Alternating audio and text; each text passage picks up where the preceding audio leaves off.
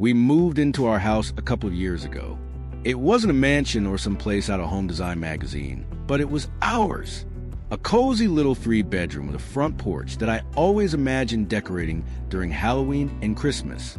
The kind of place where you wave to your neighbors as you mow the lawn, or get caught in a driveway conversation that lasts longer than the groceries should stay in the trunk. And for the most part, it's been exactly that. We've made some amazing friends here. There's Dave and Melissa next door, who bring over cupcakes on birthdays. There's Mr. Raymond, who walks his poodle every morning like clockwork. It's a nice place to live, a place that feels like home, except for one small issue. Her name is Wendy. She lives directly across the street, and she hates us. I'm not exaggerating. I don't know when it started. I don't know what we did to spark it, but she hates us. And I mean bitter, seething, keep you up at night hate. The kind of hate people usually reserve for sworn enemies or soap opera villains. The kind that doesn't make sense, but becomes part of your daily life whether you like it or not. It might have started the day we moved in. My husband, in his excitement, backed the moving truck just a little too close to her mailbox. Not hit it, not scratch it, just too close. He didn't even realize. But apparently, that was enough for her to declare war. How do I know that? Well, the previous owner stayed in touch with a couple of folks on the block. One of those folks became a good friend of ours. And shortly after we moved in, she shared a screenshot with me, a message from Wendy to the former owners. "The idiot you sold your house to backed into my mailbox. Great job." An idiot? Okay, sure. We laughed it off. It's a mailbox, not a tombstone. But Wendy doesn't laugh things off. Wendy escalates. We realized just how serious things were when she started posting on our HOA app. And when I say posting, I mean uploading hundreds of screenshots from her door cam. Pictures of people walking their dogs, minding their own business. "Look at this dog," she wrote. "He walked on my lawn. This is trespassing. This is illegal. This is a safety hazard." One picture had a kid on a scooter roll an inch over her curb. Another showed a jogger who dared to cut across the sidewalk in front of her driveway. It was like watching someone spiral in real time. The HOA president, bless her patience, eventually commented back, "Wendy, please knock it off." And that was the tone of most replies. The neighborhood had learned to ignore her. She made problems for everyone, lawn complaints, garbage can accusations, even full-blown rants about wind chimes being disruptive to community peace. The list goes on. Most of us just learned to live with her, like a bad weather system that hangs over your part of town. But then came the incident with my credit card. This part still baffles me. So here's the thing. I updated my address with my credit card company when we moved in about 2.5 years ago. Everything was fine. Then, about a year or so ago, my card expired and the bank sent a new one.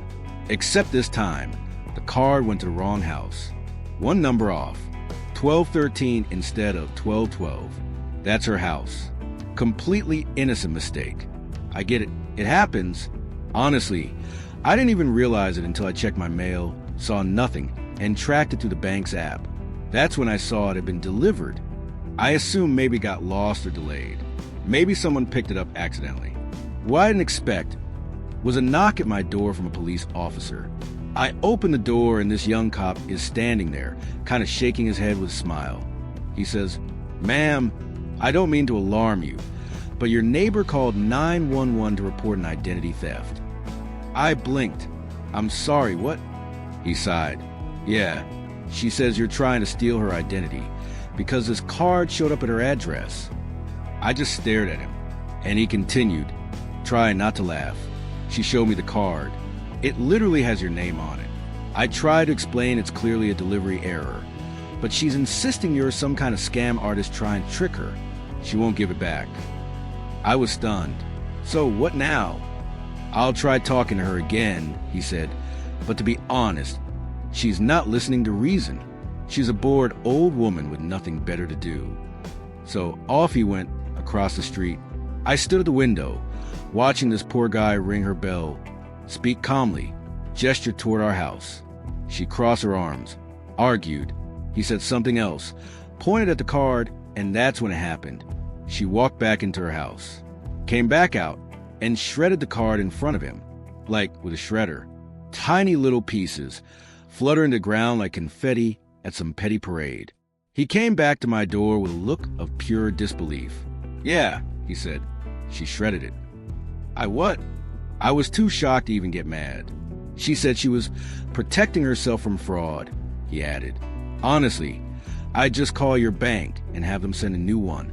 I'm sorry. That was that. And you know what? I didn't report her. Could I have? Probably. Interfering with mail is a federal offense. Destroying someone's property, especially something as sensitive as a credit card, is no small thing. But I didn't, because deep down I got it. Not her behavior, not her paranoia, but the fact that she was miserable. Her world was small. Her thoughts consumed by imaginary threats. Her version of reality, where everyone's out to get her. Every dog is a criminal, every neighbor a suspect, was punishment enough. And besides, she makes herself easy to ignore. Her rants continue. There was one last month about how kids playing hopscotch on the sidewalk were polluting the street with chalk. Another post where she accused a delivery guy of planting a spy camera in her Amazon package. She once emailed the HOA about a suspicious humming sound coming from someone's sprinkler. It's like living across the street from a live-action Reddit thread. But here's the twist.